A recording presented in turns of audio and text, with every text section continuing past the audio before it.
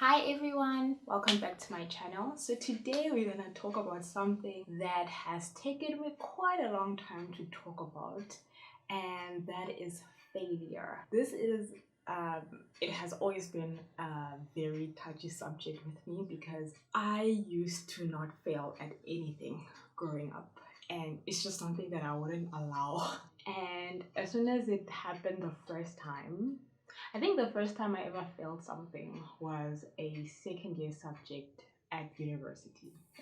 And it really impacted my life because I just couldn't believe what had happened. But if I'm really being honest, that year I was facing, I think that was one of the hardest years of my life because I suddenly realized that I might be in the wrong qualification, or I might be studying something that I don't really like. And it was really hard for me to reconcile everything because I knew I didn't want to start from scratch. Number two is that I wouldn't have funding if I went somewhere else, because in that particular year, my mother had moved to a new house and basically used my education fund to pay for that house, and I was studying with a bursary. So I really felt like I was out of option, and it made me feel trapped.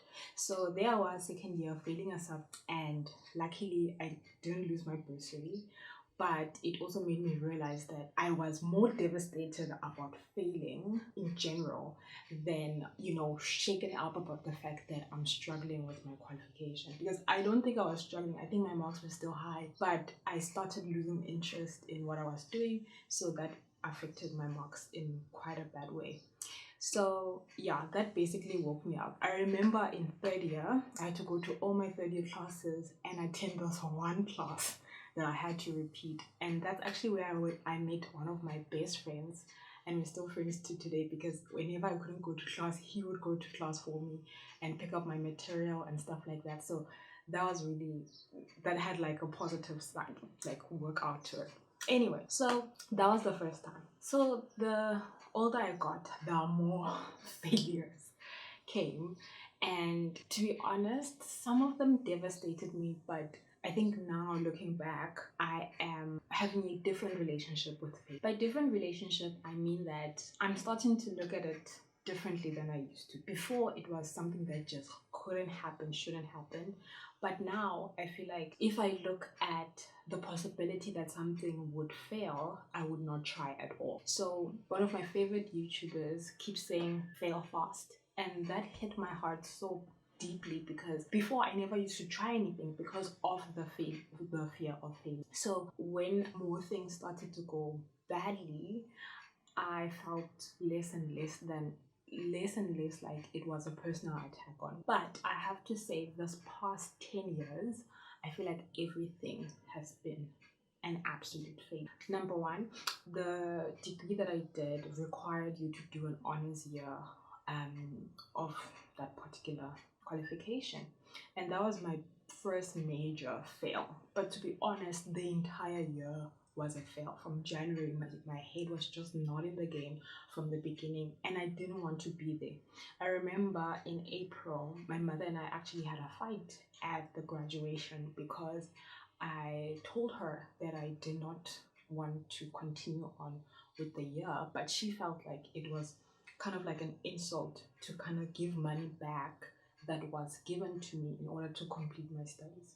So there I was, kind of like half-assing the year, and I ended up failing the year, which was not a surprise to me, to be honest. And I feel like I didn't do enough to kind of save the year. And then I will also remember having a lot of breakdowns that year. Like it was just bad. I think another way that I also failed myself is that I never looked for other options, other funding options, which meant that I allowed myself to feel stuck in that particular process. Then come the following year, I think that year in October, I told my family, like, I don't care what happens. I don't want to start articles the following year, and I just want to take a gap year. Which suddenly felt like the best thing that I could ask for. But when I was in matric, it was the most ridiculous thing that you could say. But suddenly it became like my way out of the situation. So there I was, telling my family, I'm just like, I don't care, I just don't want to do this. I remember specifically my mom literally getting super upset because she just couldn't believe what I was saying. And I don't blame her because, upbringing, like it's different. Anyway, so then I'm home in January. Oh, I think I came home around October. So I'm home, everything is good. And then when January rolled around, she started losing it because in my area, people come home, then everyone is here, and then in January, they all go back to work. So now everyone's going back to work except me. So now my mother starts freaking out. You have to apply here and here. I mean, you have your undergrad, so why are you not applying? So we started like literally getting into those arguments. I lose again, and I think I applied. I'm kind of not sure what was happening during that time. But long story short, I actually get an interview with this accounting firm, and I'm supposed to do articles with them. To show that my heart wasn't in it. On the day of the interview, I was so like, I just remember myself being super casual and not giving a rat's ass if I get the job or not. I was just like, I'm here because I'm being forced. So I'm there and everything, and the office looked tiny, unfurnished. I'm just like, what the hell is going on? Point is, I ended up getting that job and I started, I think, immediately. And that was the beginning of the worst decision of my life. And I would count that as another failure. I should have never started that job because I feel like most of my mental issues came from that job. And to be honest, I should have walked out the very first day that I was there. But that was like that's a different story. Anyway, so then I'm there the first day, everything is fine, blah blah blah. Already there are so many red flags that I'm coming across. But a job is a job. What are you gonna do? So I stayed there, and I ended up staying for 3 years. I feel like till today, I believe that was the worst decision of my life. Like I don't know. I feel like that is when my life should have changed. But I continued on with that job, and I feel like there are just so many things that went wrong, and it was just a complete disaster. Then after I was done with that job, I decided that I'm gonna pursue my passion of teaching. So that's exactly what I did, and I feel like God really moved things in place in order for that to happen. And I just told myself I'll study part time. So then I go and I actually find a job. Then trying to get my qualification for that particular job was so difficult. And I don't think I've ever been rejected from an educational institution as many times as I've been rejected for that particular qualification. I believe I tried like over 3 times and twice at uni. I believe I also applied at NWU, and that whole process was also a gigantic failure. Basically, at the end, I couldn't get in for 2 years. Everything that I had planned with this job is literally falling apart, and I don't know what to do about it because everything is closed. Like it's closed for business. Fine, I let that go. Then I believe this year I actually wanted to start like reading a reading course for kids who are struggling with Afrikaans. So I go on Facebook and I'm just like, okay, I'm just gonna open a page and it will just basically run itself. Boy, was I wrong. I even paid for it to like send out advertisements and everything, thinking that clients are just gonna start rolling in because I know that there's lots of single parents who struggle to maintain, homework with their kids, etc., etc. Literally, like only 1 or 2 people responded, and that was it. And I really thought that this thing was gonna take off, but it ended up not doing that. So I continued with the learners that were assigned to me, and so externally I only got 1 or 2 clients. So that was a complete bust.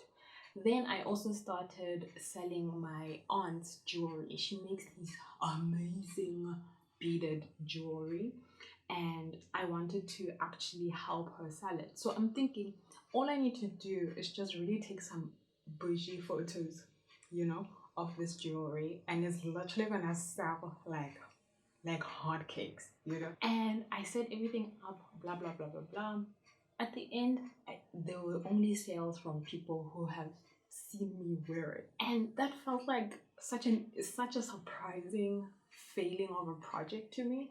And it made me start questioning, like, in terms of, do I have to be like louder, or like want to be one of those people who push merchandise on people? Have you seen those? Like, literally, they'll be having a bundle of hair, and then they'll give you the bundle, and then you'll see how you're gonna pay them.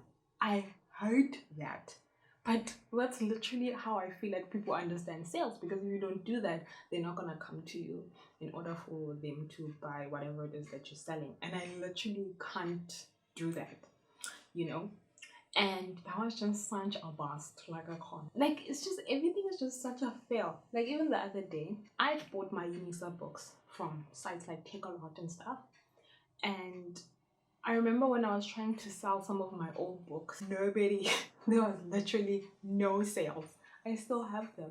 And I think the listings on Take a Lot or OLX, not Take a Lot, sorry, OLX and Gumtree, the listings have even expired. But literally, when I bought the books, there were so many people interested in buying it from the person that I bought it from. So now my question is, what is wrong in the way that I put up the listing? Because there were so many people interested then, but when I'm putting it up, it's like there's nobody. I've also tried selling some stuff on Etsy. Etsy is an American, I believe, kind of like site where you can sell handmade products, or any vintage products, or just basically bits and bobs that you can sell on there. And I've been on Etsy for a month. This many sales. I started off with t-shirts because I'm thinking that's gonna fly off. I mean, I've seen some of the designs on there. Literally, there will be a shirt with an embroidery that says cool. That's it. It just says cool. Literally, it will have like 300 orders. And I spent so much effort on literally like the graphic of my t-shirt. Zero sale. I'm just so like, and I've checked everything. I've watched all the videos about why you're not getting Etsy sales. SEO tips and tricks. I've watched a gazillion of those. There are people who also recommended that you use Etsy ads. That, been there, done that, doesn't work. What else? You might kind of have like a fan page where people will be fans of, do you know what I mean, like fans of the products there, and that will drive traffic to your shop so that people can order from the Etsy shop itself. Nothing. Nothing. Like, oh my goodness, I don't know. I've just decided that whatever, like, it just doesn't matter. What is the point of this video? Do I like talking about failures? No, I don't. Do I like that they are happening to me? No, I don't. But I think people just don't talk about them a lot, which makes other people feel like they don't exist. And I feel like this has happened to me so many times that technically there shouldn't be a reason for me to keep trying, because of the fact that it seems like everything I try fails. So I don't know. I think I'm just gonna continue launching projects, because maybe one of them will stick. But like, at this moment, nothing is happening, no matter how much effort I put into it. So I feel like a couple of years ago, when I was still reeling off of the few failures I had, I feel like it would have been really awesome for me to encounter someone else who has also experienced failures, but still, you know, tries and still keeps going. And that is the reason why I'm sharing all of this. It's not to bum you out, because some of it does bum me out, but I feel like we're all human, and I don't know why this is happening to me, but I'm just gonna let it go. Because of the fact that I can't just sit and wait to die, so I need to keep trying. But one thing that I'm sure of now is that I definitely want to challenge myself. I think in the next 6 months, I'm definitely going to challenge myself to literally come out of my shell a little bit. Because I remember there was there was a period in my life when my blog was just me complaining about how awful life was. And I just, like, now looking back, I'm just like, I really wish I did not put that out in the universe. You know what I mean? So I feel like I don't want to do that. I think I want to be real about how tough life is, but at the same time, I want to make more mistakes. Because before, a mistake to me was unacceptable. But I think I'm gonna put some space aside to make them in order for me to, I don't know, learn something from it, because the way that I've been doing things really hasn't been helping, clearly. So why not make it messy and see what comes out? So I really hope that that's what is coming through right now, because even though this video is about failure, it's not about inspiring failure or saying that failure is permanent. It's actually me saying, you know what, it's been rough, but hopefully it will get better. Because at the end of the day, hope is all you have. Yeah. I really hope that you guys enjoyed this video. If you did, hit the thumbs up button and don't forget to subscribe. I'll see you guys in my next one. Bye.